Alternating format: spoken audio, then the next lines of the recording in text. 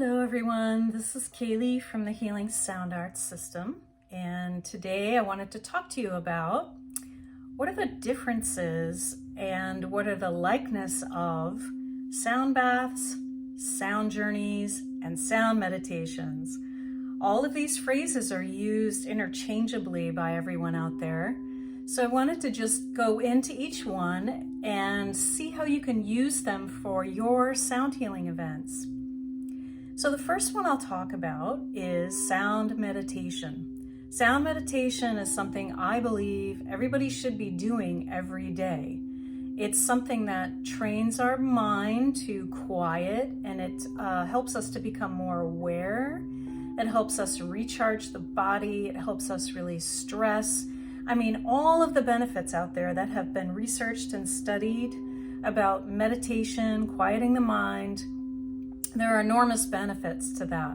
So I highly recommend checking into that, or if you're already interested in creating a daily sound meditation ritual, I'm going to talk a little bit about that, how you can do it for yourself each day, and then how you can lead others. Okay, so the difference to me between sound meditation, sound bath, and sound journey is that sound meditation is usually coupled with some kind of silence. So ideally, you could use the sound to go into the deeper brainwave states, which are alpha and then into theta. And what that does is it gets you into a very, very deeply relaxed state. And I will tell you that first, usually you would go into alpha, and that's a relaxed state. And this state is very much like if you were sitting on the couch or lying down reading a book and you're relaxed, but you're learning something and your mind is somewhat engaged in something. Then once you go into these deeper brainwave states, the next state would be theta. And theta is even deeper. Theta brainwave state is when you first wake up in the morning. It's before you're completely awake and you're just coming out of sleep. And there's no time, there's no space. And oftentimes when meditators go into this theta state, it's called transcendence, by the way. When you go into this theta brainwave state, what happens is you could be meditating in a half an hour and think you've only been meditating for 5 minutes. To create a daily sound meditation, and then maybe to help others go into a sound meditation at your events, what you can do is start with about 10 minutes of crystal singing bowls. And I say crystal singing bowls because this instrument has almost a perfect sine wave. And once the brain is triggered and starts to entrain with the crystal singing bowls, it's like a perfect sine wave that just goes on and on and on. And especially when you're doing it in a sustained way, which means you're keeping the note going, your brain loves to sync up with that pattern. And if it's a trained practitioner, which I hope you are, then the practitioner knows how to get into that state herself, himself, and then to have that state strong in the room. Because then by sympathetic resonance, the brain of the people or attendees is going to entrain with this sound to bring them deeper and deeper. So if you're doing this for yourself, you start out with 10 minutes of the sound. You take a crystal singing bowl, 1 bowl is fine, or 2, and you just play the sustain, which is, you can't see it right now, but I have 2 bowls here. And you're just playing them around and around and around and around. And no matter what sounds are going on, like a loud truck going by or a siren or people talking in the other room, it doesn't matter. Your brain will match up with this almost perfect sine wave, and it'll start to bring you into a deeper state. I have some specifics about bowls that I could talk about here, but I think I'll save that for another video. But I happen to use the note of A, which is a really nice tone to quiet the mind. So sound meditation can be used with 10 minutes of sound, ideally the bowl, and it's even better if you can record it for yourself until you get used to playing a bowl, because then that can be distracting. You're taking action to do that, right? So you're not really going in as deep as you could be unless you are used to doing that. So you play the sound for about 10 minutes, and then you turn off the sound and you just move right into silence. The silent meditation ideally could last about 20 minutes. You can start with 10 minutes of silence. So you go 10 minutes of sound, 10 minutes of silence, and then build up to 20 minutes, and do this every day in the morning. And this acts like a reset button for your system, especially if you're using the right tone, like a root soul frequency, which I can talk about in another video. But if you're using the right tone and you know how to get really relaxed and transcend with the sound, you're using the sound basically of the bowls basically as a mantra. And so when you're in the silence, thoughts will come up, and that's usually stress release. So that's great if thoughts are coming up. But if you're getting distracted by the thoughts, then you just bring yourself back to the feeling and the sound of the bowls, okay? And when you're playing the sound for the sound meditation, you don't want to keep hitting them or making lots of different sounds. You just want to keep a steady, droning sound going on so the brain can entrain. And you want to play kind of slow. You don't want to play fast sounds or activating sounds. You want it to be very slow and controlled. And you want to yourself go into that deep, deep state, focusing on how the bowls are making you feel, how you're moving into alpha and then moving into theta, and just hold that frequency.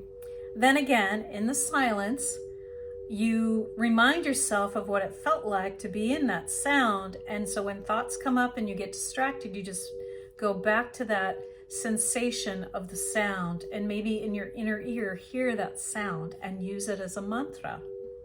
So now we'll talk about sound baths. Sound baths seem to be so popular these days. When I started about 18 years ago, nobody knew what a sound bath was, okay? So sound bath was a very catchy term. It caught on and it went out there, and then all of these people who weren't necessarily trained in sound healing purchased crystal singing bowls and other instruments, and then musicians were like, wow, I can really do something more conscious and creative with these sound healing instruments. And so then there were a bunch of musicians playing sound baths, and it was just all the rage, and it still is quite popular. But sound bath to me is when you're simply playing instruments to get people to relax and to get people into deeper states as well, just like the sound meditation. But in this, you're playing different instruments, different sounds. You might have like a very active sounding session within the bath. It might be bells or chimes or a drum playing a little faster. So there's activating tones, and then there's passive tones. I mean, my suggestion is to start with the very relaxing tones so you can get everyone into that deep state, and then maybe do a little activation in the middle of it, and then come back to that slow, deep, relaxing state.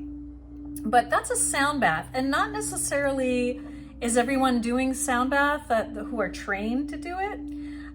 There are people who are naturally good at this, and there are those who don't even know how to play a bowl and they're doing sound bath.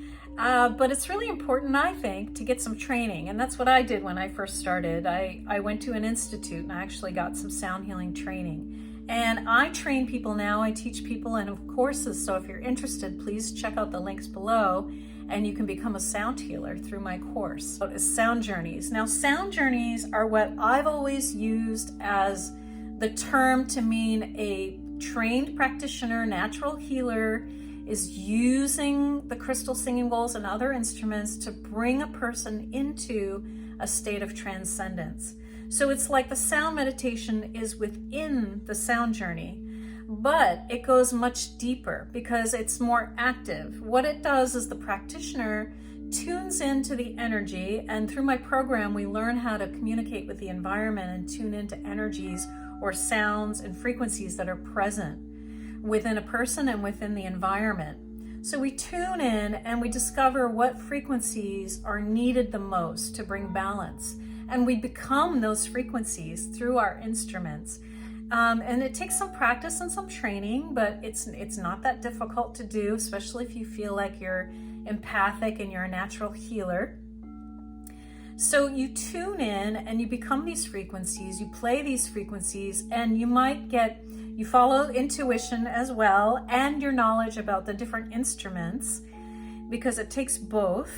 And you tune in and see what's needed, and you might play a drum, you might play an ocean drum.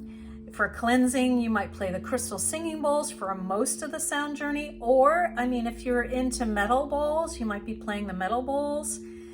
All different kinds of instruments. Sometimes, based on the intuition and based on what people need, I might play crystal singing bowls for the whole session. And those are generally my go-to instrument aside from my voice. You can also sing the tones that are needed. And I think that if you learn how to sing and do vocal toning while tuning into your environment and each person, you become much more versatile as a sound healer, because you're able to get those tones that you couldn't necessarily get by these other external instruments. I've done so many sound journeys, I can't even count. I don't even remember how many, but I've done so many, and it's like usually 90 minutes long, and I usually tune into the room, and I usually start with crystal singing bowls, but I do follow my intuition, but I have a regular basic routine that I stick with, or a set list, and I'll play the crystal singing bowls, and then I'll feel like some singing is needed, so I'll sing with some of the bowls. And then I might feel like someone really needs some grounding or bringing in the higher energies from the bowl. So I might do a little drumming, or I might do the drumming at the end. Koshi chimes, those are in back of me here.